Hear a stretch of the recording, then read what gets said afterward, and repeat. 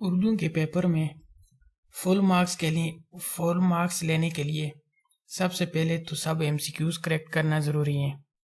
उसके बाद जो इसके हर एक क्वेश्चन है उसका आंसर की लेंथ इतनी हो अकॉर्डिंग टू मार्क्स। अगर 5 मार्क्स का है तो उसके आंसर की लेंथ 10 to 15 लाइंस की हो। वो हम डिस्कस करेंगे कुछ एग्जांपल को लेके, और कौन सी मिस्टेक्स हैं जिनको करने से आपके मार्क्स कट होंगे।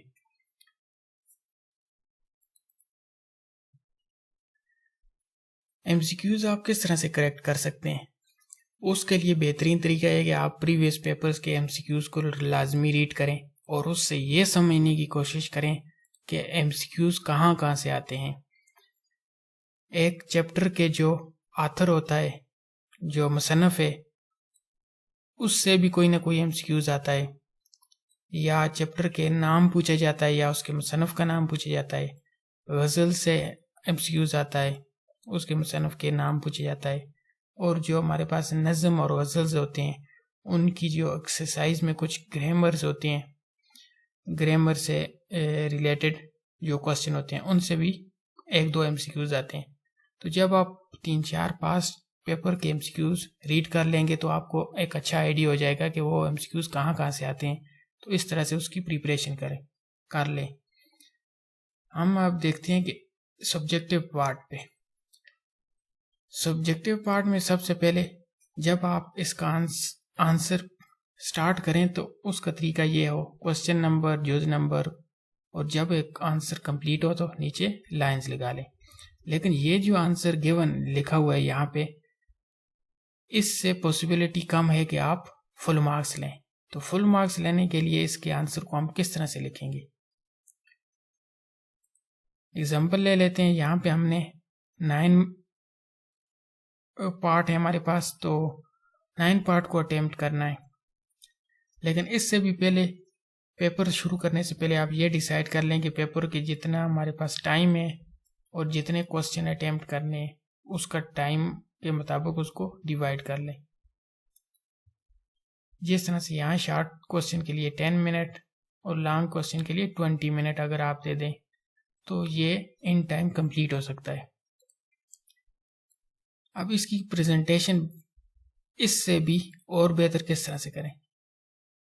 ऑलवेज जब भी हमारा हम क्वेश्चन का आंसर स्टार्ट करें तो सबसे पहले एक हेडिंग दें जो उसी क्वेश्चन से ले लें। फॉर एग्जांपल, जिस तरह से हमारे पास ये अलग कुछ और क्वेश्चंस हैं, उनको एज एग्जांपल हम देखते हैं।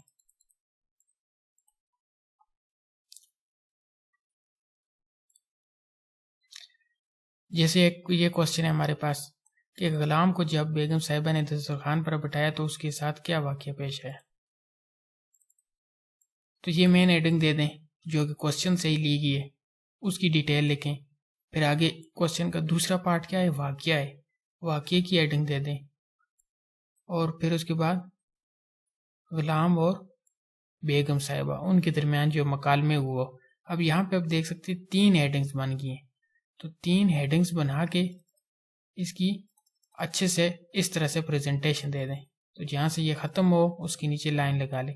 तो कोशिश करें कि इसका ये हाफ पेज पे सारा इसका आंसर आए, या 1.5 पेज पे इसका आंसर आए। कोई और क्वेश्चन देख लेते हैं। जिस तरह से ये यहाँ पे हमारे पास क्वेश्चन है कि इस्लाम में गदागिरी क्यों मजम्मत की गई है और इसके नुकसानात। इसमें अब 2 पार्ट हैं, एक इसकी मजम्मत और दूसरे इसके नुकसानात। 2 मेन हेडिंग्स बनती हैं। पहले ये आ गई मजम्मत, इसके बारे में हमने लिखा 3-4 लाइन में। फिर उसके बाद इसी से रिलेटेड एक सब हेडिंग बना ली, उसके बारे में कुछ लिखा। फिर उसके बाद हमारे पास नेक्स्ट इस क्वेश्चन का जो ऐसा है उसकी मेन हेडिंग बना ली और उसकी सब हेडिंग्स। तो इस तरह से काफ़ी अच्छा नोट बन जाता है इस क्वेश्चन पे।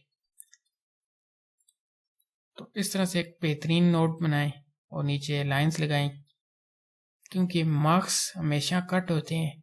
बाज़ औक़ात क्वेश्चन का आंसर आप बहुत संभाल लिख लेते हैं। यहाँ पे जैसे अगर 4 मार्क्स का क्वेश्चन है तो आप 5-6 लाइन में इसका आंसर लिखेंगे तो आपको फुल मार्क्स नहीं मिलेंगे। बल्कि जितने मार्क्स का क्वेश्चन हो उसकी डबल से भी ज़्यादा 3 टाइम्स उसकी आंसर की लाइंस होनी चाहिए। अगर 4 मार्क्स का है तो 12 लाइंस। नेक्स्ट यहाँ पे देख सकते हैं जो FSC का पेपर है फर्स्ट ईयर का, इसमें 10 पार्ट अटेम्प्ट करने हैं। तो एक पार्ट के हमारे पास 5 मार्क्स हैं।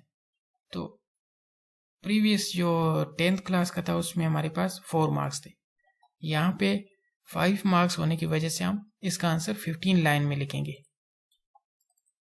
तो इस तरह जब हेडिंग्स सब हेडिंग्स बनाएंगे तो आपके लिए इजी हो जाएगा कि आप उसका आंसर कंप्लीट कर सकें, एक लेंथी आंसर लिख सकें।